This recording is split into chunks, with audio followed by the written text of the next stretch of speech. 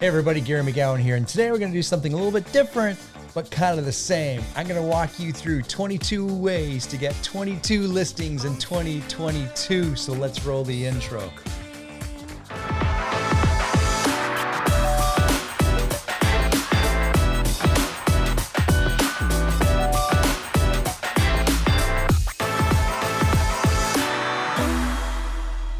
My good friend and Colin Campbell and I were at a conference, an in-person conference just a couple of weeks ago with Jeff Glover. And Jeff shared with us a number of different ways that he is coaching his team to take listings in 2022. Colin and I got back. We thought we need to get this information out there. So here's 22 ways to take 22 listings in 2022 because we know listings are at a premium right now. Yet everyone complains that there's not enough listings on the Toronto Real Estate Board, but the Toronto Real Estate Board had the best year ever for number of homes sold. So here's 22 ways to take 22 listings in 2022. Okay, here we go. Let's do a little screen share. Yeah, check. First one, create your business plan for 2022. You cannot know where you're going if you don't have a map to get there. So you need a business plan. And the best thing I ever heard about business plans, start with that end goal in mind, as always. Secondly, book all your time off for the year. Everything from birthdays, weekends, holidays, vacations, because that can be different. Workshops, seminars, you name it, and everything that's not signed off by you is work related. How's that sound? So make sure you do that. Know your business plan. Okay, let's move to number 2. Get listings from your database. We all have a database, whether we're brand new into this industry or been here for 50 years. We've all got phones. We've all got contacts in it. That is your database. Start there. Talk to the people. You cannot take listings from your database or referrals from your database if you're not talking to them. Because I'm going to say this over and over again. If you're not talking to your database, somebody else is. Number 3, fill your seller funnel with events. Many of you know over the years, I would host investor-related events, and that's how I gave back, and that's how I also attracted investors or clients. I would host events monthly, and we would talk about different things in the industry, and we bring in guest speakers. But that can be different from you, or you can copy that strategy as well. First-time homebuyer events, empty nester events, all sorts of different types of events you can have, or just throw client parties, things like that. It can be anything like that. Number 4, step up your agent-to-agent referrals. This is how I built my business, and I continue to send out referrals too, because I know I can generate a great audience of people listening and wanting to work with me. However, I cannot work the entire area of Ontario or Canada. So create ways to generate referrals and send referrals and relationships back to from other agents for sure. Number 5, create a database formula. So this is what we got from Jeff. I love this.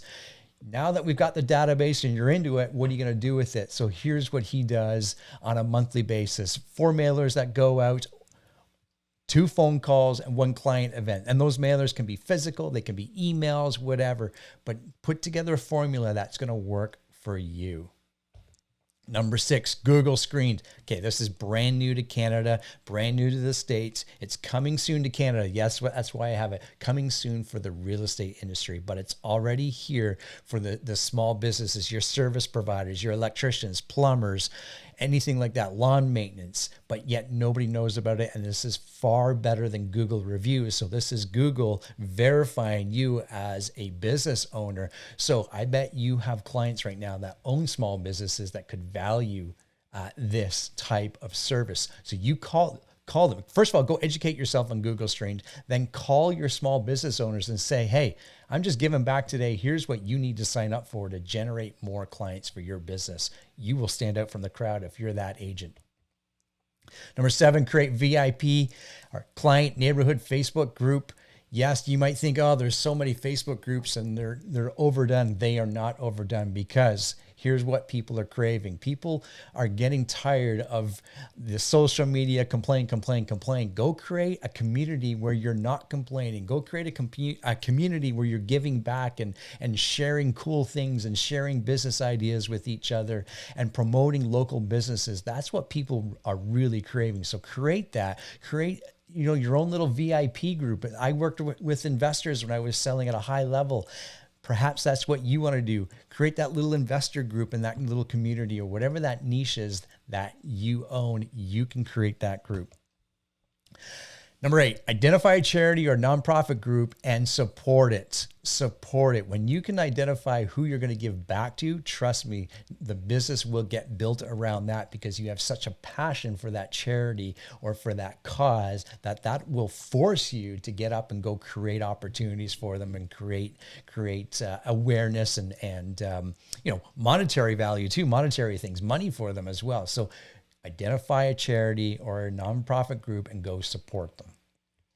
Number 9, we're flying through these. Identify a new farm and implement a hybrid farm. What does that mean? Perhaps you don't even have a farm, or you don't have a niche. So identify that niche is really what we're saying here. Identify that niche and cater to that niche, and love on them, support them, provide them with value. Don't provide them with, hey, I'm a realtor, come buy a home with me. No, provide them with value over and over and over again. Number 10, master video. That's what we're doing today. Master video, copywriting skills, social media. One of the easiest things to do is to pick up a phone and point it at you. However, a lot of people can't get over that. Trust me, it is incredibly easy. People don't care what you say. They just want to know that you're out there and that you're easily accessible. And it might be, the thought of the day. I used to do the roadside chats, 1-minute videos, well before TikTok was even around. It could be anything like that. Maybe an experience you had with your client, share that experience with others, perhaps something that you were able to get them over, or an obstacle over, or anything like that. Over an obstacle, I should say, anything like that. Number 11, subscribe to a referral site or Facebook group. There's many, many services out there that have referrals, and Facebook groups are always looking for referrals to send agents. Now, here's the trick. If you're going to sign up for a Facebook group, or you're in a Facebook group and people are saying, hey, I need a realtor in XYZ Ontario or what have you, and you're that realtor, don't message, don't comment on it. That's what I'm saying. Don't comment on that post. 30-second Google search. Realtors typically post their cell numbers online. Pick up the phone right away. As soon as you see it, pick up the phone, Google that person if you don't have their contact info, and call them right away. You will go from way down on the list to at the very top. You might even be the first person to talk to them and create that relationship for sure. 12, update your seller value proposition. We all have them over the years and we tend to forget about it. The things that we provide to our clients, buyers, and sellers. Perhaps this is a great time of year to go revamp that and update it with new information and ways that you're going to help your clients update your seller value proposition and buyer value proposition as well. Track your business. This is 13. Track your business and identify where it comes from. This is incredibly important. And we're going to talk about knowing your numbers shortly, because if I have a segment of my business that comes from client events, yet I'm focused on door knocking, why am I doing that? I want to focus on the task that generates the biggest amount or the largest amount of clients or business for me. And I especially want to do it if I enjoy it. Right? I might not enjoy door knocking or cold calling, but I enjoy doing client events, or I enjoy doing video, or I enjoy, picking up the phone and talking to my sphere of influence. Do that and know how much business comes from it so you can leverage that even more. Number 14, create a 5-star review program. So are you asking your clients how you're doing as a business service provider to them? If so, document it and create that 5-star review program and reward them for doing such things. This is great stuff. Number 15, utilize text to video campaign to a niche. Yes, there's text programs out there. There's video programs. Combine them. Again, provide tremendous amount of value to all your clients, and especially if you're working within a niche, right? There, you can identify what that niche is. Perhaps it's, empty nesters and you're helping them step down, or you're helping first-time home buyers move up, whatever that looks like. Work within that niche, utilize text to video campaign. This is incredibly, incredibly valuable. 16, consider expanding your territories. Yes, that's a thing. And then as our digital world gets bigger and bigger and bigger, the ways that we can service our clients becomes bigger and bigger as well. So Toronto is a huge area. GTA is a huge area, and it becomes more and more easier for us to service our clients. Now, there's that fine line of servicing your clients at the highest level possible, as well as not being able to deliver the right information for them. So know your barriers from that perspective. And what I mean by that is know your expertise. If you're getting into geographical areas that you're unsure about, hand that off. Trust me, you will be far better and your clients will be way further ahead for you to hand that off. But perhaps that's a great opportunity for you to partner with an agent in an area where there's still amazing opportunities for investment properties. That agent can be sending you some of that information. You can be sharing that information with your clients. And now all of a sudden you've done a few of these 22 ways all in one, right? So know your boundaries, but also look at it, expanding what you can offer. 17, this is really, really important. Get a new role play accountability partners. Practice, practice, practice. Some of our top agents, and I bet you know them, they practice their scripts every day. They're holding each other accountable. This is how you get better. Better to practice your scripts on your accountability partners or your peers than it is when you're trying to get that listing, right? Practice this. And you might say to yourself, I hate scripts. I hate scripts. I can guarantee you this.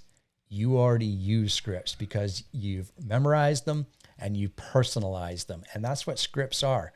So you just got to get over that hump of personalizing them. And you can't do that unless you're practicing them. 18, almost there. Promote your buyer and seller success stories. We have them. We have lots of them. We just don't tend to think about sharing that story with other clients. Perhaps you helped a buyer win in multiple offer situations. Have that buyer do a little 30-second video of that buyer, or if they don't like being on camera, get them to write a 2 or 3 sentence paragraph of that experience, because no one can share how great you are. Let me rephrase that. You can't share how great you are, but everyone else can, right? So promote your buyer and seller success stories. Let your raving fans become your raving fans and share those awesome stories. Number 19, know your conversion numbers. We talked about this moments ago. Know your appointments set, appointments gone on, and appointments signed. Because what's going to happen is there's going to be a number of appointments signed, and that number is going to be smaller than appointments set or gone on. Right? And you want to circle back to them and ask yourself why. Ask the potential client why. Maybe the timing wasn't right, or maybe you didn't nail that listing presentation because of. And that of is something that perhaps you can work on with your accountability partner. Know your conversion numbers, because if you're batting 1,000%, I can tell you this, you're probably not going on enough listing presentations. You're probably not going on enough appointments. So let's ramp that up. Know your numbers, know your conversion numbers. Number 20, just a few more to go. Get listing from client referrals. And here's the magic sauce, or the secret sauce. First of all, 7 days after they signed the listing paperwork or buyer representation paperwork, because it is still the honeymoon time. That's the best time to ask. Next is 7 days after an accepted offer, because again, that's another honeymoon time, the best time to ask. And then you can see theirs within 7 days after closing. These are all highlights within our real estate circle, or the circle of doing a transaction. That's when clients are most excited about working with you. So that's when you want to ask them for referrals. Number 21, send update CMA to your clients. Perhaps it was even just a year ago that they bought a property, and we all know in the GTA, a year can mean a tremendous amount of equity in their home. Perhaps it was 3 or 4 years ago, or even longer. Maybe you didn't even buy a home with them, but they became your friends, or your colleagues, your peers, your teammates, your hiking partner, whatever it is. Just send them some info. It doesn't have to be the 30-page document. It just needs to be 1 or 2 pages, or maybe an email, or do a little video of it and say, hey, was just thinking about you. Here's some homes that have sold on your street. That's it. And don't ask for business. Just send them the information. Okay, last one, and this might be the most important one of the entire list. This is number 22.